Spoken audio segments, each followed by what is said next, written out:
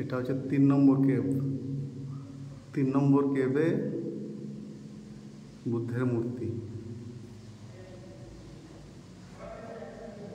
একবারে পাথর কেটে কেটে তৈরি।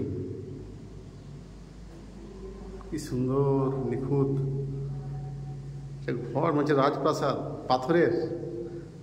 ছেনি হাতুড়, সম্ভবত ছেনি হাতুড় দিয়ে বানিয়েছে, যেমন ইঞ্জিনিয়াররা যেভাবে বানায়।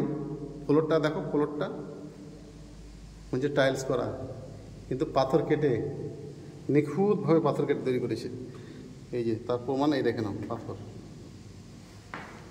দুরকম পাথর এখানে সেট করে কীভাবে করা আছে।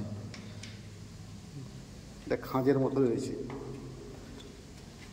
যেভাবে মিস্ত্রিরা যেভাবে বানায়। কতদিন যে লেগেছে একমাত্র তারাই জানে।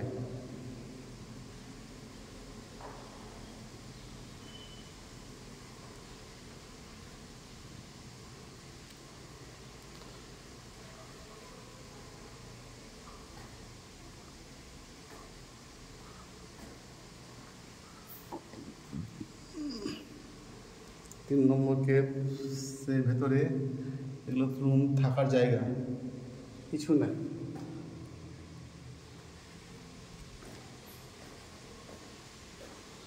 এই ছোটো ছোটো রুম 8 বাই 8 হবে বা 7 বাই 7 এরকম।